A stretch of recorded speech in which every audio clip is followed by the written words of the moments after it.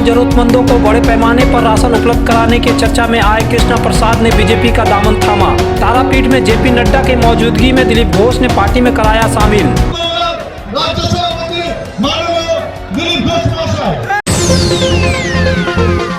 राज्य के श्रम और कानून मंत्री मलय घटक का बड़ा दावा, ममता बनर्जी की सरकार ने 10 सालों में देश के सभी राज्यों से ज्यादा किया काम।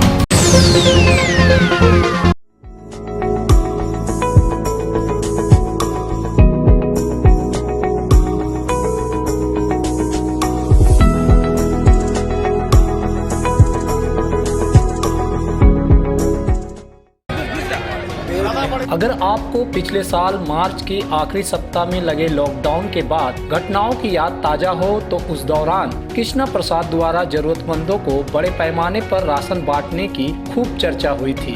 कल्ला मोड़ निवासी कृष्णा प्रसाद की पहचान छठ पूजा के दौरान कल्ला के प्रभु छठ घाट को सुंदर ढंग से सजाने और वहां छठ व्रतियों को बेहतर सुविधाएं उपलब्ध कराने से ही थी। लेकिन लॉकडाउन के दौरान जिस बड़े पैमाने पर उन्होंने जरूरतमंदों को राशन जैसे अति आवश्यक चीजें उपलब्ध कराई, उससे उनकी पूरे शिल्पांचल में पहचान बढ़ी। कहा जाता है कि कृष्णा प्रसाद उस दौरान रोजाना राशन और अन्य सामग्री बांटने में कई लाख रुपए खर्च करते थे। लॉकडाउन के बाद कृष्णा प्रसाद हालांकि सामाजिक सेवा कार्यों में उतने सक्रिय नहीं थे, लेकिन मंगलवार को वह फिर से चर्चा के केंद्र में है। दरअसल कृष्णा प्रसाद, जिनको लेकर काफी अरसे से कयास लगाए जा रहे थे कि वे बीजेपी में शामिल हो सकते हैं, वह सच साबित हो गया। मंगलवार को उन्होंने वीरभूम के तारापीठ में बीजेपी के राष्ट्रीय अध्यक्ष जेपी नड्डा की सभा में भगवा झंडा थाम लिया। बीजेपी के प्रदेश अध्यक्ष दिलीप घोष ने उन्हें पार्टी के झंडे के रंग वाला उत्तरीय पहनाया।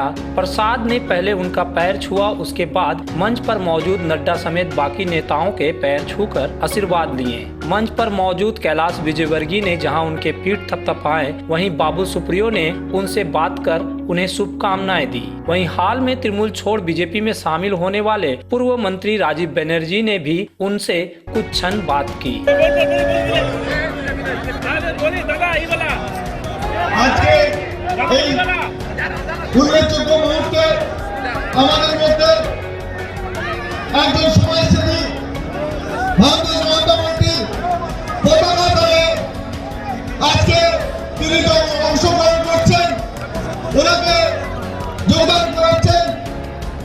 पश्चिम बांगला राज्य सभापति माननीय दिलीप घोष महाशय आज के स्वागत জানাচ্ছি।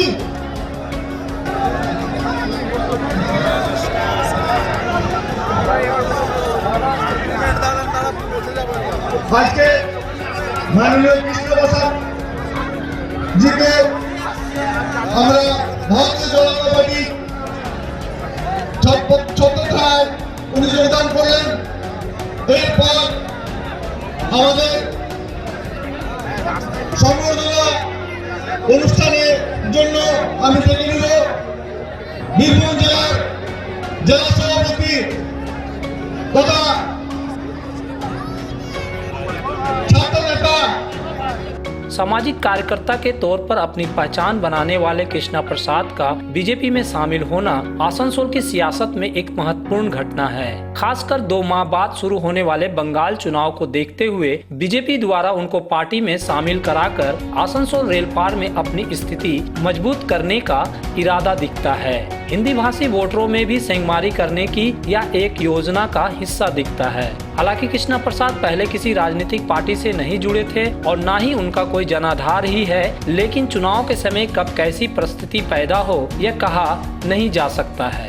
आप बीजेपी में शामिल हुए, तो बीजेपी में शामिल होने का उद्देश्य क्या है आपका और क्या योजनाएं आपकी भविष्य में क्या सोच रहे हैं? देखिए, आज पूरे विश्व विख्यात माननीय प्रधानमंत्री नरेंद्र मोदी जी को मार्गदर्शक देते हुए और उनको देख करके हम काफी प्रभावित हुए। और आप जानते हैं काफी लंबा समय से 25 साल हो गया मेरा समाज सेवा मूलक काम करने के लिए। तो हमने ये सोचा कि माननीय प्रधानमंत्री से प्रभावित होकर के हमने बीजेपी ज्वाइन किया कि एक प्लेटफॉर्म मिलेगा तो समाज के उत्थान के लिए, समाज के कल्याण के लिए और हम काम आगे कर सकेंगे, इसलिए हम बीजेपी ज्वाइन किए हैं और आगे दिन रात मेहनत करके संगठन के लिए और समाज के लिए काम करेंगे। कि आप ये उम्मीद कर रहे हैं कि अगले विधानसभा चुनाव में जो अप्रैल मई में होगा उसमें आसनसोल उत्तर से कोई टिकट मिले आपको, उम्मीदवार के तौर पर खड़ा किया जाए आपको? देखिए, मैं एक साधारण कर्मी के तौर पे आज ज्वाइन किया हूँ।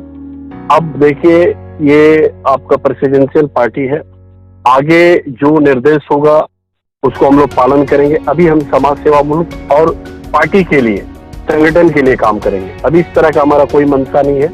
अभी समाज के लिए और संगठन के लिए काम करने की भी जरूरत है। आज संगठन को मजबूत करना है। Hey there. Subscribe to my channel and also press this bell icon.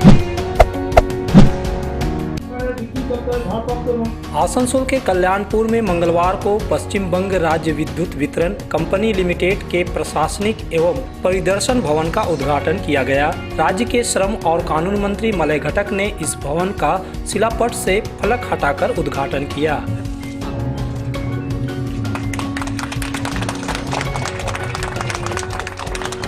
इस भवन से आसनसोल दुर्गापुर अंचल के लोगों को विद्युत संबंधी कई सारी सेवाएं मिलेंगी। वहीं इस मौके पर राज्य के मंत्री मलय घटक ने दावा किया कि जब से बंगाल में तृणमूल कांग्रेस सुप्रीमो ममता बनर्जी के नेतृत्व में सरकार बनी है, राज्य में काफी विकास कार्य किए गए हैं। अन्य राज्यों के मुकाबले 10 सालों में यहाँ सबसे ज्यादा विकास हुआ है। उन्होंने यह भी कहा कि ममता बनर्जी की सरकार ने आसनसोल को काफी तोहफा दिया है। यहाँ ढेरों विकास कार्य किए गए हैं। এই শহরে আমি বলছি মানে পশ্চিমবঙ্গে অন্তপক্ষে এই সরকার আসার পরে যে উন্নতি আমাদের এই অঞ্চলে কেন সারা পশ্চিমবঙ্গ জুড়ে হয়েছে সেটা আমার মনে হয় ভারতবর্ষের কোনো রাজ্যে কখনো হয়নি। 43টা সুপার স্পেশালিটি হসপিটাল হয়েছে, যার মধ্যে আমরা আসানসোলেও একটা পেয়েছি। প্রত্যেক জেলায় জেলায় ইউনিভার্সিটি হয়েছে, কোনো জেলায় 2-3টেও হয়েছে। আসানসোলে আমরা ইউনিভার্সিটি পেয়েছি। আসানসোলের সবথেকে বড় আমাদের দাবি ছিল, 40 বছর ধরে আমরা আন্দোলন করেছি যে আসানসোলকে আলাদা জেলা করতে হবে। সেই আসানসোলে আমরা আলাদা জেলা পেয়েছি। এছাড়াও ছোটোখাটো কাজ, যেমন আসানসোলে হিন্দি কলেজের দাবি ছিল, হিন্দি কলেজ আমরা পেয়েছি। আসানসোলে সেন্ট জেভিয়ার্সের মতো কলেজ পেয়েছি। আসানসোলে মহিলা থানা পেয়েছি। আসানসোলে ইউথ হোস্টেল প্রায় তৈরি হয়ে গেছে বার্নপুর মোড়ে, কিছুদিনের মধ্যেই হয়তো উদ্বোধন হয়ে যাবে। আসানসোল স্টেডিয়াম অনেক উন্নত মানের তৈরি হচ্ছে। তো সর্বক্ষেত্রে, ক্রীড়াক্ষেত্র বলুন বা যে কোনো ক্ষেত্রে বলুন বা যুব আবাস বলুন, সর্বক্ষেত্রেই আমরা এই বিগত 10 বছরে প্রচুর উন্নতি হয়েছে এবং আমরা অনেক পেয়েছি। आसनसोल नगर निगम के तत्वाधान में मिशन निर्मल बांग्ला को सफल बनाएं। हमारी प्रतिज्ञा, हमारा गर्व। एक बात सभी याद रखें, कचरा जहाँ तहाँ ना फेंके। कौन सा कचरा कहाँ डालना है अच्छी तरह से समझना है। स्वयं जागरूक हो, औरों को भी जागरूक करें। रिड्यूस, रीयूज और रिसाइकिल प्रक्रिया को अपनाएंगे, सुंदर स्वस्थ आसनसोल बनाएंगे। आसनसोल नगर निगम के ग्रीन और ब्लू बीन का सही इस्तेमाल करें। प्लास्टिक का व्यवहार ना करें। आसनसोल नगर निगम सदैव आपकी सेवा में उपस्थित है। Clean Asansol, green Asansol. जय श्री टेलीकॉम, एक मल्टी ब्रांड मोबाइल शोरूम। अगर आपको लेटेस्ट ब्रांड का मोबाइल चाहिए तो तुरंत आइए बरनपुर के स्टेशन रोड स्थित जय श्री टेलीकॉम।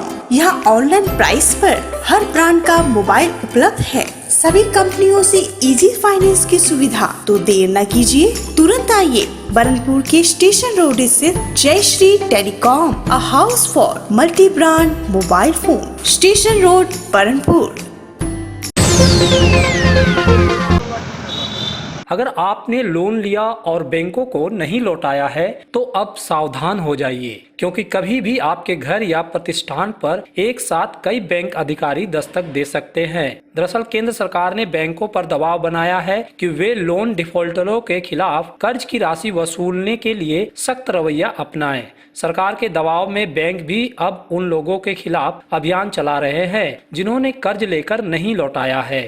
इंडियन बैंक के जोनल ऑफिस द्वारा आसनसोल समेत 5 जिलों में लोन डिफॉल्टरों के खिलाफ अभियान चलाया जा रहा है ताकि कर्ज लेने वाले कर्ज की राशि लौटा सके। हालांकि इसके लिए डिफॉल्टरों को कई ऑफर भी दिए जा रहे हैं। मंगलवार आसनसोल में इंडियन बैंक के डीजीएम बी प्रधान ने स्वयं लोन रिकवरी के लिए चलाए जा रहे अभियान का नेतृत्व किया और उनके घर या प्रतिष्ठान तक पहुंचे जिन लोगों ने कर्ज लेने के बाद भी रुपया लौटाया नहीं है। प्रधान ने बताया कि यह अभियान 12 फरवरी तक चल। ये 8 तारीख से 12 तारीख तक एक रिकवरी ड्राइव चला रहा है, जो कि अर्ली मॉर्निंग रिकवरी ड्राइव ये बोला जाता है। इसमें सारे जितना भी डिफॉल्टर है उनके पास पूरा हमारे स्टाफ पहुंच रहे हैं, पहुंच के यहाँ पे उन लोगों को ये रिकवरी के बारे में बता रहे हैं और जो है ना ये शोध करने के बाद इन लोगों को क्या क्या सुविधा मिलेगा उसके बारे में बता रहे हैं। पीसफुली हम लोगों ने ये काम कर रहे हैं, तो हमारा जो है ये रिकवरी ड्राइव और जो एनपीओ हमारा घटेगा, हम लोगों का पूरा चारों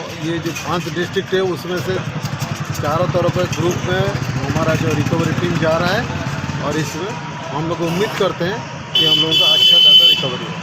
सर आप Hey there. Subscribe to my channel. And also press this bell icon.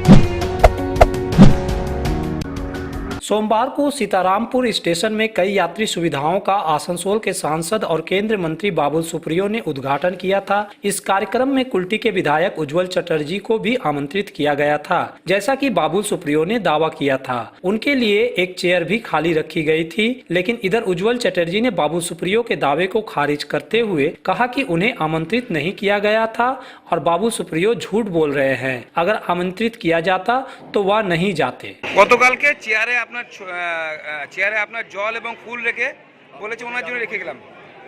Hindu রাজনীতি তারা করে তো, হিন্দুরা আমরা তাকে ভগবানকে বিশ্বাস করি, রামচন্দ্রকে বিশ্বাস করি, আমরা শ্রদ্ধা করি, বিশ্বাস হয় শ্রদ্ধা করি। এবারে আমরা ভগবানও নই, স্বয়ং রামচন্দ্র কেউ নই। আমি কি করে জানবো যে আমাকে আমন্ত্রণ করা হয়েছে? একজন কেন্দ্রীয় মন্ত্রীকে অসম্মান করছি না, সম্মান জানিয়ে তার সাংবিধানিক পদকে সম্মান জানিয়ে এত বড় মিথ্যা কথা তিনি বলেছেন, তার আমি কিন্তু পুরোপুরি খণ্ডন করছি এবং সত্য কথা সবসময় বলা উচিত। একজন কেন্দ্রীয় মন্ত্রী কী করে রাজ্যমন্ত্রী কী করে বলতে পারলেন? তিনি খবর নিয়ে দেখলেন যে কে আমন্ত্রণ করতে এসেছিল, কে আমাকে যেতে বলেছিল, আর যেতে বললেও আমি যাব না। আমার দল যতক্ষণ না বলে, আমি দলের কর্মী, আমি কোনো মতো কোনো প্রোগ্রামে যাব না।